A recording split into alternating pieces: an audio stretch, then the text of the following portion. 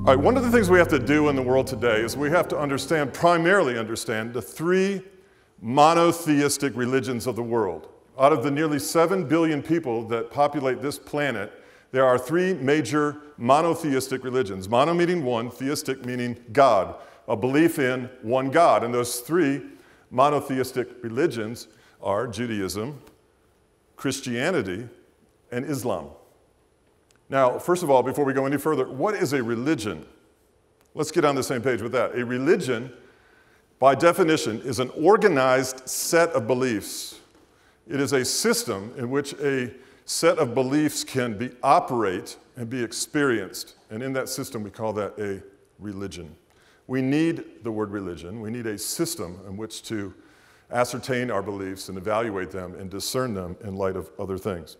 So most all three monotheistic religions have this system, and they all have something in common. The world today is talking about what these three religions have and their differences, but very few are talking about what these three religions have in common. Most religions, and these included, have some sort of confession. There is this confession of their God. Judaism, Christianity, Islam confess their God. That's a very common thing to verbalize that.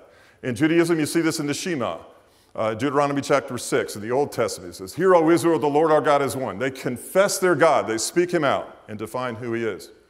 In the Christian circles, Acts 16 and 31, "Confess with your mouth Jesus is Lord. Believe in your heart God raised him from the dead. You will be saved, you and your household." We have a confession, and so does Islam. We'll get to that in a moment. The second thing that you notice about these three religions is they all incorporate prayer. So there's a lot more overlap than we actually realize. They pray. Jews pray, Christians pray, Muslims pray each to their God. The third thing is giving. All three religions incorporate into their religious system giving. The Jews in the Old Testament talk about the tithe, the fellowship offerings, the first fruits. You get to the New Testament, you're talking about Jesus basically said, give your whole life. There is generosity. The Sermon on the Mount highlights what? Three core principles of a follower of Christ, not unlike Muslims and not unlike Jews.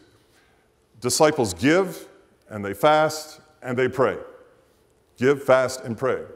So that's it. So you have the confession, you have prayer, you have giving or alms for the poor, then you have fasting. All three religions incorporate fasting, this abstaining from things of the flesh and the world to better understand God and to fellowship with him. And the last one is movement. I call it movement. Christians have movement in the New Testament. Go out into all the world and preach the gospel, Mark 16 and 15. Or you'll be my witnesses here in Jerusalem, Judea, Samaria, to the ends of the earth. Christianity is full of outward movement.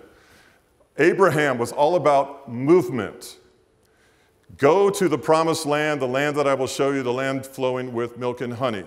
There's a lot of movement in Judaism and Christianity and in Islam as well. Now, all that I've talked to you about thus far, all three monotheistic religions have in common.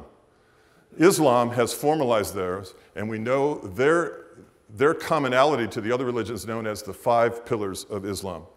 The confession that Allah is God and that Muhammad is the supreme prophet. That's their first pillar. The second pillar is that they are about praying 5 times a day. They pray just like Jews and like Christians. The third thing is almsgiving. 2.5% of the first 1% of their income is to go to the poor, and then they have free will offerings at the mosques. So they incorporate those three things just like the other two religions. Ramadan is a time of fasting from sun up to sundown for an entire month, celebrating the revelation of the Quran to the Prophet Muhammad. We'll talk about him more in a moment. And the last movement aspect of Islam is the pilgrimage or the Hajj, the once-in-a-lifetime pilgrimage to Mecca. A Muslim, to secure salvation and eternal life, must go to Mecca once in his lifetime, walk around the Kaaba stone, and fulfill that pilgrimage. There's your 5 pillars of Islam. So far, that monotheistic religion is not that different than Christianity, and certainly not that different than Judaism.